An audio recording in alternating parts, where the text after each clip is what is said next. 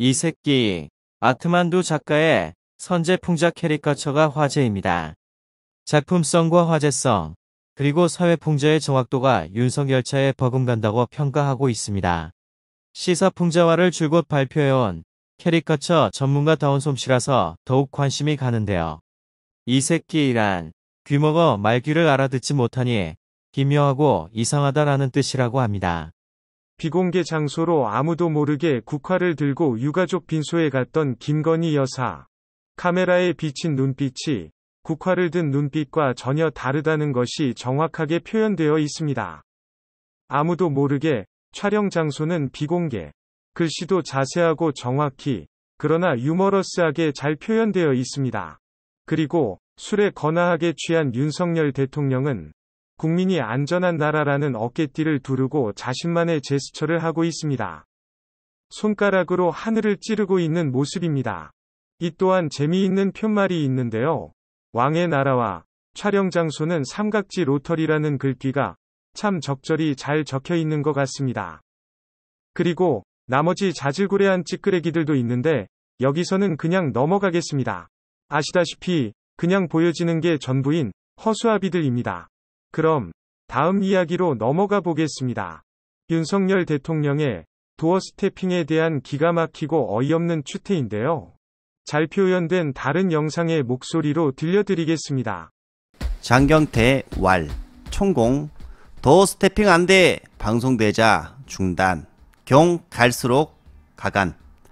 부제를 보면 총공 도어 스태핑 중단 결정 하루 전 방송에서 언급. 총공 일주일에 한 번만 기자회견을 가져라. 기자와 말한다고 국민소통 아니다. 질문을 기자들이 아침마다 쫓아가고 막 갖다 디디다 대는 거는 원래 기자들이 잘못하는 겁니다. 세상에 끈끈이 뭐라고 하면 그거는요. 이 대통령한테 할 짓 아닙니다, 이거. 요렇게 되면 어떻게 되냐. 아, 기자들 수준이 너무 낮은데? 보익하는 게 아니고 대통령실에 근무하는 기자들을 해서 일주일에 한 번씩 이때까지 일주일 동안 있은 걸 가지고 뭐 이렇게 질문을 하면 이런 거를 답변을 해서 풀어줄 건 풀어주고 이걸 일주일에 한 번씩 요렇게 해가지고 한 100일 동안 우리 해보자. 일주일에 한 번씩 만나서 이런 걸 한번 해보자. 요러고 한번 판을 짜면 굉장히 좋은 모양이 되죠. 좋은 모양이 되고 기자들하고 노상 말한다고 국민과 소통이 아니에요.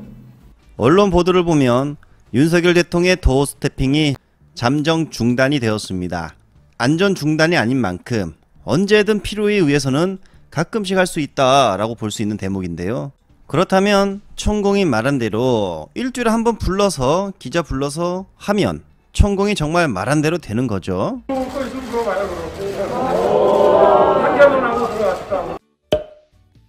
너무 많이 죽는데? 그래, 여러분들 다 조심하세요.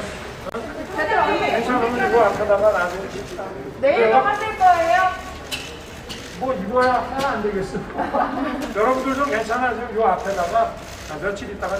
들으신 것처럼 과거에는 포토라인까지 세우겠다. 자기가 거기에 서서 질문에 맞춰서 대답을 하겠다. 이렇게까지 말했던 영상도 봤습니다. 돌아가셨어요. 가시는데 아직은 안 해요. 아니 그럼 질문도 못해요? 질문하라고 단상 만들어 놓은 거 아니에요? MBC 기자의 반격도 봤습니다. 어쨌든 MBC는 올바른 방송을 했습니다. 그러나 윤석열 대통령의 입맛에 맞는 질문을 던지지 않았고 국민들이 궁금해하는 질문을 던졌습니다. 그래서 이 계기로 윤석열 대통령께서 MBC 핑계를 대며 도어 스태핑 중단을 한 것이다 라고 말하는 분들도 있었죠. 어쨌든 총공이 말한 대로 도어 스태핑 중단이 되었다. 어제 MBC 스트레이트에서는 총공이 말한 대로 움직이고 있는 것처럼 보이는 경의 행보에 대해 보도를 했습니다. 이번 도어 스태핑 중단 또한 그럴 가능성이 있지 않을까. 바로 이 부분에서 정말 많은 시민들이 관심을 가지게 된 것 같은데요. 안민석 의원은 윤석열 부정비리 조사위원장직을 수락했습니다. 총공의 국정농단 의혹부터 조사를 하겠다라는 말을 던졌는데요. 윤석열 정부와 국힘당은 최순실 이후 또다시 비선실세가 등장한 국정농단의 악몽에 빠지게 될지 자, 이제 본격적인 서막이 시작이 되었다는 사실을 알려드리며 두 번째 이야기로 건너가겠습니다.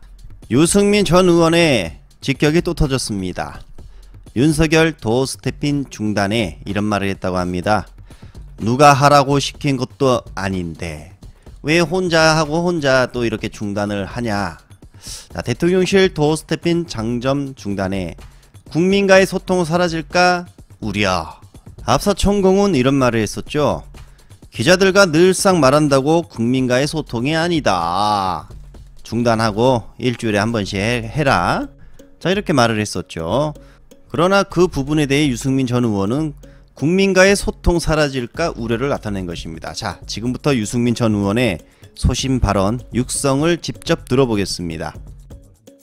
지금 대통령 발언 논란에 대해서 대통령은 좀 명시적 사과는 안 하시고 정부 여당은 좀 MBC 공격에 초점을 맞추고 있는데 이 과정이 좀 적절하다고 보시는지 어떻게 생각하시는지.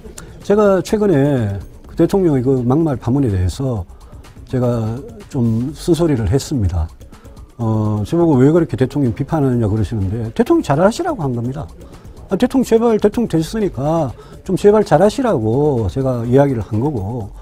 아니 생각해 보십시오. 지금 뭐 바이든이냐 날리면이냐를 가지고 온 국민이 지금 청력 테스트를 하는 이런 상황이 아니 경제로 지금 먹고 살기가 얼마나 힘든데 국민들이 얼마나 기가 막히겠습니까? 그런데 또 그거를 가지고 그 자리에서 사과하고 지나갈 일을 끝낼 일을 이렇게 또 막 제가 보기에는 억지고 많은 국민들께서 이거는 뭐 대통령실이고 국민의힘이고 대응이 정말 잘못됐다고 생각하시거든요. 그래서 이런 문제로 이 중요한 임기 초반에 이 중요한 시간을 허비하는 게 저는 너무나 답답하고요. 여소야대 상황 아닙니까? 2024년 총선 때까지는 가장 중요한 임기 초반의 2년을 여소야대 상황으로 가는데 국정의 동력이 어디서 나오겠습니까? 국민의 지지밖에 없습니다. 그래서 저는 임기 초반에 국민의 압도적인 지지를 받는 게 굉장히 중요하다고 생각했고 국민의 지지를 받기 위해서는 국민이 신뢰하고 지지를 보낼 만한 그런 일을 그런 태도와 그런 자세와 그런 정책을 대통령이 해야 되지 않겠습니까? 그런 차원에서 제가 쓴소리를 한 거고 또 대통령이 잘해야지 우리 당도 잘해야지 총선에 희망이라도 있는 거지 이대로 가면 총선이 이거 뭐 보나마나 뻔한 거 아니겠습니까? 그런 차원에서 이야기를 했습니다. 저는 지금이라도 대통령실이나 우리 당이나 국민들을 정말 너무 개돼지로 취급하는 그런 코미디 같은 일은 당장 좀 중단하고 이 문제는 뭐 깨끗하게 사과하고 지나갈 영상 잘 보셨나요? 그리고 윤석열 대통령은 사과를 할까요? 궁금해지네요.